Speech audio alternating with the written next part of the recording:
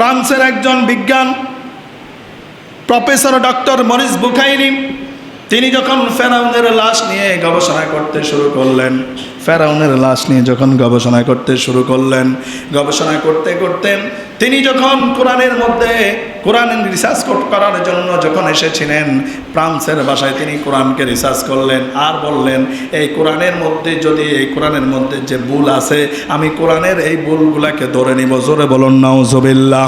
ফ্রান্সের বিখ্যাত professor doctor Morris বুখাইরি ফ্রান্সের ভাষায় কোরআনকে যখন ট্রান্সলেট করলেন, তিনি যখন রিসার্চ করলেন, রিসার্চ করার পরে যখন কোরআনের কোনো ভুল ধরতে পারেন নাই, তখন বললেন না না, এই কোরআন তো ফ্রান্সীয় ভাষায় নাজিল করা হয় নাই, আমি এখন একটু ইংলিশ ভাষায় ইংরেজি ভাষায় কোরআনটাকে একটু রিসার্চ করে দেখি। ইংলিশ ভাষায় যখন তিনি কোরআনটাকে রিসার্চ করলেন, এরপরও যখন কোরআন থেকে কোনো ভুল তিনি বের করতে পারেন নাই, তখন বলল না, ফ্রান্সীয় ভাষায় কোরআন রিসার্চ করলাম, ইংলিশ ভাষায় রিসার্চ করলাম, ভুল ধরতে পারলাম না, এই কোরআন আরবি ভাষায় নাজিল করা হয়েছে, আমাকে আরবি জানতে হবে, আরবি শিখতে হবে, আরবি ভাষায় কোরআনকে রিসার্চ করে কোরআন থেকে ভুল আমাকে বের করতে হবে। এই জন্য ফ্রান্সের প্রফেসর ডক্টর মরিস বুখাইরি সৌদি আরব চলে আসলেন আরবি শেখার জন্য। তিনি আরবি শেখার মতো করে শিখলেন, যেইভাবে শিখলে আরবি কোরআনের অর্থ বের করা যাবে, তাফসির করা যাবে, বিজ্ঞান নিয়ে গবেষণা করা যাবে, সেইভাবে করে আরবিটাকে শিখে নিলেন। শিখে নেওয়ার জন্য মরিস বুখাইরি যখন কোরআনের শুরু থেকে শেষ পর্যন্ত আরবি টু আরবি দিয়ে কোরআনকে রিসার্চ করলেন, মরিস বুখাইরি দেখলেন কোরআনের মধ্যে কোনো ভুল নাই, কিন্তু মরিস বুখাইরির জীবনে ভুলের কোনো অভাব নাই। সুবহানাল্লাহ। এই মরিস বুখাইরি আরবি দিয়ে কোরআনকে রিসার্চ করতে গিয়ে, কোরআনের ভাষায় কোরআনকে রিসার্চ করতে গিয়ে তার জীবনের ভুলগুলো যখন তিনি খুঁজে পেলেন, সাথে সাথে মরিস বুখাইরি ইসলাম ধর্ম গ্রহণ করে নিলেন। সুবহানাল্লাহ। এজন্য আল্লাহ তাআলা বলে, এই জন্য আমি কোরআনের মধ্যে বিজ্ঞানময় কোরআন বলেছি, বিজ্ঞানীয় তথ্য আমি কোরআনের মধ্যে দিয়ে দিয়েছি। আর যারা এই কোরআন নিয়ে মহাশূন্য নিয়ে আমার সৃষ্টি নিয়ে গবেষণা করবে, গবেষণা করতে করতে অসংখ্য নাস্তিক, ইহুদি, খ্রিস্টান তারা ইসলাম ধর্ম গ্রহণ করবে। জোরে বলুন সুবহানাল্লাহ। ফের হাজির। কিন্তু এখন তো কোরআন আমরা রিসার্চ করি না, কোরআন আমরা গবেষণা করি না। আল্লাহ তাআলা এই কোরআন যে মৃত ব্যক্তির জন্য নাজিল করেন নাই, আল্লাহ তাআলা এই কোরআনকে নাজিল করেছেন জীবিত ব্যক্তির জন্য। আওয়াজ করে বলুন ঠিক কিনা? 20 যেই ব্যক্তি 24 ঘন্টা তার সারা জিন্দেগি 50 বছর হায়াত পেয়েছিল, 60 বছর হায়াত পেয়েছিল, যত বছর হায়াত পেয়েছিল সেই কোরআনের বিরোধিতা করেছে। ওই ডাকাত, ওই জানোয়ার, ওই জালেম যখন মৃত্যুবরণ করে, আমরা তার চতুর্পাশে সেই কোরআনটায় তেলাওয়াত করে আসে না নাই? কথা বলেন। কিন্তু জীবিত থাকা অবস্থায় সে কোরআনের বিরোধিতা করেছিল।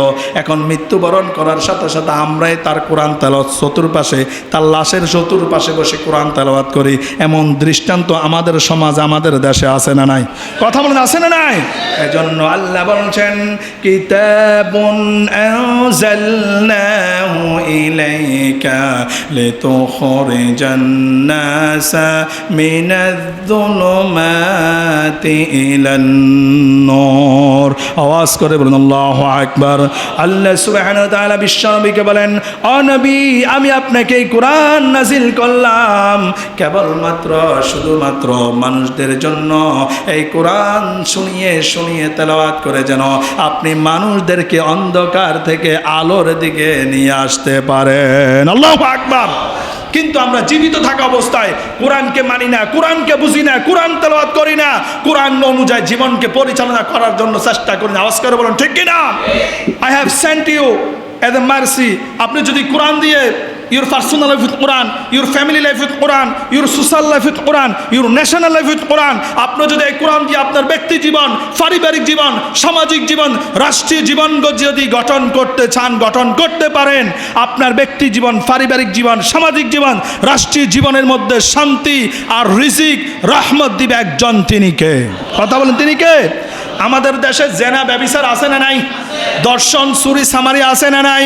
কোরআনের শাসন যদি বাংলার জমিনে থাকতো, কোরআনের শাসন যদি প্রতিটা পরিবারের মধ্যে থাকতো, প্রতিটা সমাজের মধ্যে যদি থাকতো, এত দর্শন জেনা ব্যভিচার চুরি সামারি কিচ্ছু হতো না। আওয়াজ করে বলুন ঠিক কিনা? কিন্তু কোরআন তো আমরা সমাজের মধ্যে মানি না, কোরআন আমরা আমাদের ব্যক্তি জীবনে মানি না। আমরা শুধু মনে করি এই কোরআন হচ্ছে নামাজের জন্য, যখন নামাজ পড়তে আসবো তখনই কোরআনটা তেলাওয়াত করব। আমরা মনে করি এই কোরআনটা হচ্ছে আমাদের যখন একজন মানুষ মারা যাবে তার চতুর্পাশে কয়েকজন আলেম দিয়ে কোরআনটাকে খতম করাবো। আমরা শুধু এই জায়গায় কোরআনটা মানি, এই ছাড়া আর অন্য কোথাও কোরআন মানি না। জোরে বলুন ঠিক কিনা? এই জন্য আমাদের সমাজের মধ্যে শান্তি নাই, কি নাই? শান্তি নাই। ফের হাজিরিন, আপনি এই যে কোরআনটা দেখেন, এই কোরআনটা হয়তোবা দেখতে ছোট হতে পারে, এই কোরআনটা আপনি তার সাইজ অনুযায়ী তাকে নির্মাণ করতে পারবেন না।